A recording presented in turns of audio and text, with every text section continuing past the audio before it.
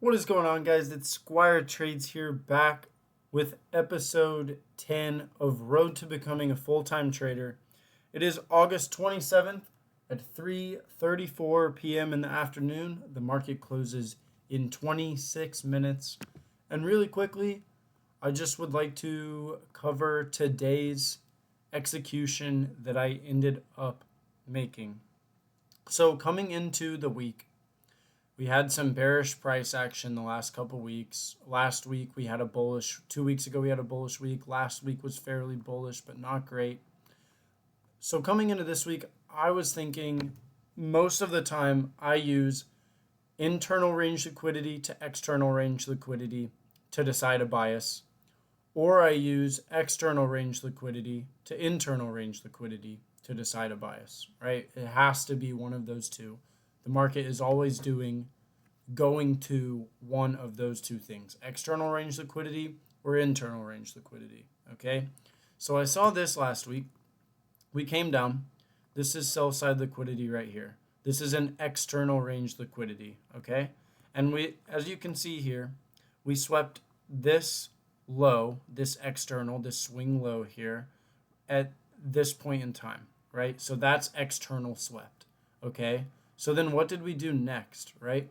We created internal range liquidity. That is this fair value gap created.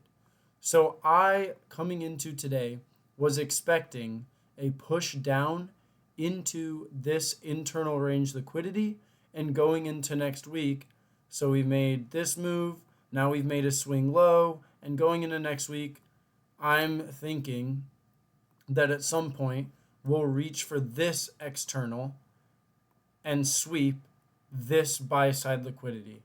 Okay, that is what I'm thinking about going into the next couple of weeks. We do have this fair value gap that could hold price down. So instead of this line, right, maybe we came from here to here, down to here. Maybe we do this, right? And then we take out that sell side liquidity and complete the model. Maybe that's what it looks like. Who knows? But briefly, that's kind of what I was looking at going into today, and that's what I'm looking at going forward into the next couple of weeks. So with all that in mind, I'll leave that fair value gap on there. Then I dropped down to the 4-hour chart today, okay? And I was thinking, once again, we've got to kind of market replay this, right? So let's go to here. So I get up 5:30, 6 o'clock in the morning. So this candle right here is still playing out. So I'm thinking external to internal, right? So what did we just do here? We came down and we swept not only one external, we swept two externals, right? Cool. We swept sell side liquidity. That's great. I love to see that. And as soon as we sweep this sell side liquidity, now I'm thinking what? You guessed it. We sweep external. Now we're looking at internal, right? Where's our internal? What is internal? Internal is like a fair value gap. Where is it? Right here. Boom. Now we go external, external, right? In one clean swoop in one 4-hour candle.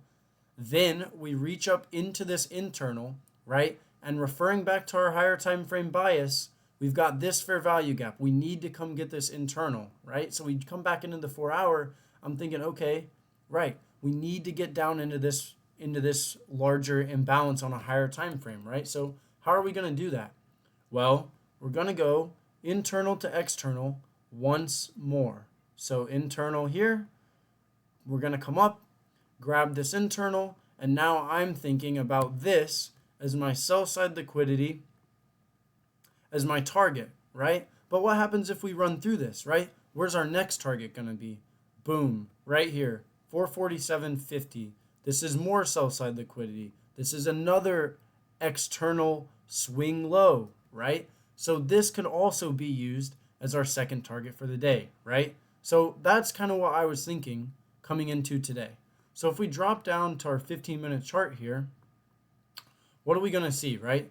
You've got swing high, low, right? This is bullish price action here. So we're basically just waiting on a market structure shift to the downside with a fair value gap left behind so that we can get in a short position, right? So what happens? Boom. I mean, you really couldn't draw this up any better, okay?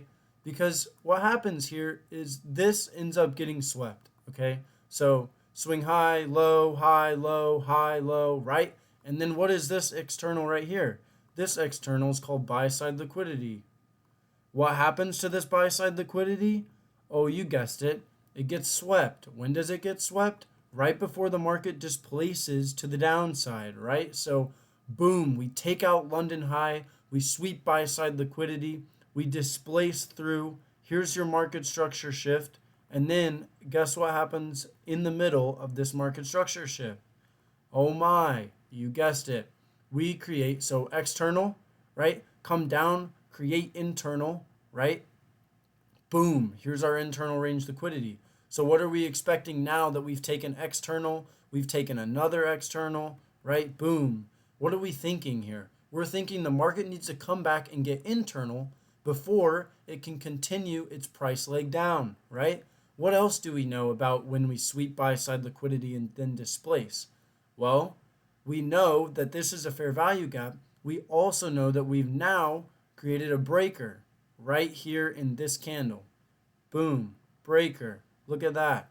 So now you have these overlapping PDs. You've swept buy side liquidity. You have these higher time frame PDs that need to, these levels, these externals that need to get swept. You have this weekly fair value gap we need to get into. You have all of this. Like if you look at this liquidity needs swept. This liquidity needs swept. This one needs swept, right? Look at all of this resting liquidity that we have sitting here that the market is just gearing up to go absolutely destroy.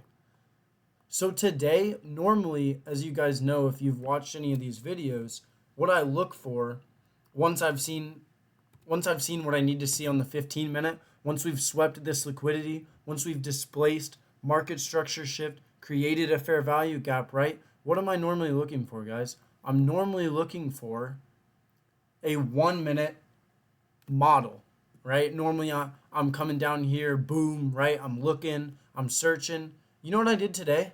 I switched it up. I've never done this before. I don't know why I did it, but I did.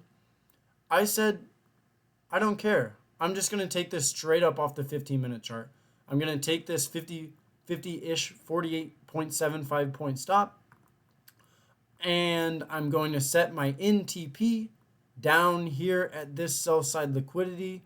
Where did we get this sell side liquidity level from? This 4-hour external here. And I think we need to come sweep it, right? This is what I'm thinking. So you can see how this is all just beautifully running together, right? So now what happens? I've got my limit order set. Let's see if it gets hit. In that very next candle, boom, limit order is hit. Then guess what happens over the course of the next couple hours, right? Gone forever. And you know what was unbelievable? Look at what happened after this external range liquidity that I had on my chart was taken today. I smacked this 15-minute trade with my 4-hour bias for 3R, right? And look what happens when this gets drawn out. I mean, I felt like a complete price wizard today. I felt like ICT himself as I sat at my desk at my salary job. I mean, 3R, 150 points, 48 point stop. It was just beautiful all around. This was my TP, and it was unbelievable. Unbelievable. That's what I did today. That was my execution. I ended up making about $700 on my Apex account and my MyFunded Futures account. I did not end up taking a trade on. Well, actually I did, but it was a break-even trade later in the day around noon hour Eastern time, lunchtime. So I'm not going to cover that. It was a very dumb trade in my opinion, but I did take this on my Apex account. I did win for about $700. So that puts me up $2,000 in the last week on my Apex account after taking a $2,000 withdrawal. So once I reach my consistency days, it's looking very good for me to take my second ever payout once I get my next couple consistency days, right? So I'll just go ahead and let the rest of this play out. Today was a search and destroy model, or seek and destroy as some call it, which basically means you have your London session, you have your London session high, you have your London session low, down over here somewhere, and we end up going and taking the London low, and we end up going and taking the London high, right? But also a part of the seek and destroy is London takes both sides of Asian session, right? So that was a seek and destroy model.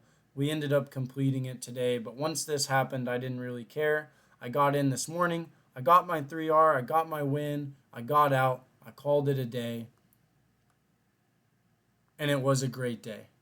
Tomorrow's Wednesday, probably won't have a video. No news Wednesday, news on Thursday, news on Friday. I probably won't be trading due to some work complications and trainings tomorrow, but there's also no news. So it's been SquireTrades, guys. It's been a great day. It's been a great start to the week. I'm excited. I got big weekend plans.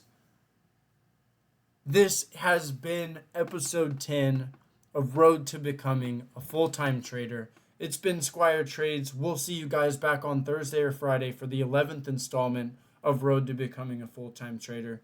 Thank you so much for tuning in. Thank you for subscribing, liking the videos, commenting, and thank you for everything. We'll see you next time.